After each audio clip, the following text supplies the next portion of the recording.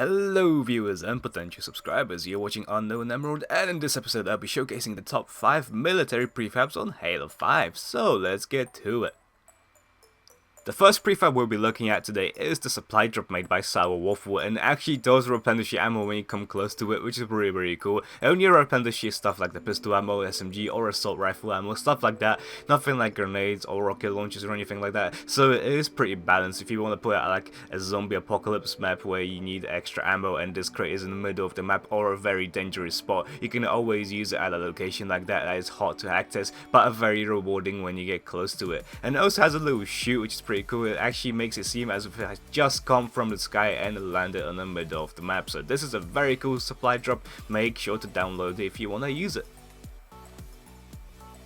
Moving up, we have some sheds and fences all made by Tomtehtom, and the cool thing about these is they are all destructible, and also you can't destroy them instantly. It does take quite a few shots to destroy the whole thing altogether, unless you have a rocket launcher or a couple of grenades to destroy the whole thing instantly. If you only have an assault rifle or a pistol, you will not be able to destroy the whole thing, which is pretty cool. So let's say this fence, for example, you put it in the middle of the map, it will degrade as the match goes on, meaning that it will eventually lose its cover and potential as an actual piece of cover. And when it comes to sheds, you can always fill them in with some extra ammo and stuff, so you can have a shotgun inside of there, as I just picked one up, and you can start destroying the rest of the map. Well, you might potentially want to kill some people as you do it, but the cool thing about these is that they're all destructible and they can be used as potential cover that you can destroy, but also takes a while to destroy. So if you want to implement them on the map, do download them.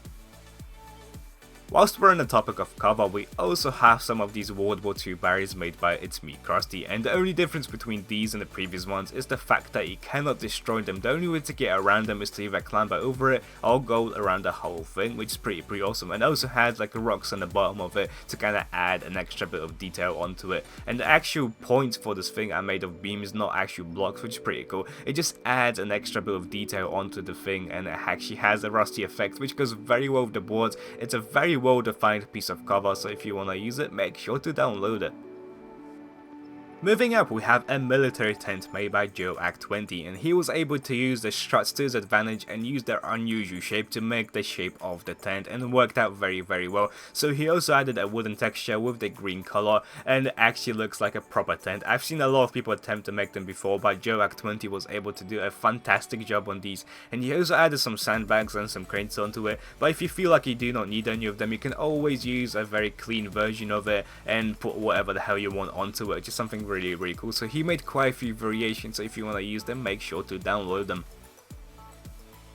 Now for the last set of prefabs of this episode, we'll be looking at some trenches made by Cyborg Command, and he made two variations. He made like a corner piece and then a longer piece, and he also made some other things alongside of that, but I was able to use the corner and the long piece to kind of make like a very long trench. It's something pretty cool. I always wanted to see kind of like a trench warfare map, and I've seen a couple of people attempt to make them before, but they always seem to have a ton of frame rate on them. I don't know, I like the idea of having a trench to trench warfare, but I do not like how most of them have a ton of frame rate issues because people try to overcomplicate them and make them a little bit too big. So I hope you guys will be able to use this trench and kind of like maybe make a minigame or an infection map or whatever the hell you want to make with these. So I hope you guys enjoyed this episode. I hope you guys enjoyed what you saw. If you did, make sure to credit all the forges, make sure to give them likes. I hope you guys enjoyed this episode, and if you did, give this episode a like, subscribe for more, and I will see you guys next time. So see you. Boop. Oh, how the tables have turned. Am I really? Oh no. Incoming. Wait. Oh! Whoa! Damn right. Oh Wait, no. Emerald's still alive? Ah! Send in the bin juice. Send in the juice.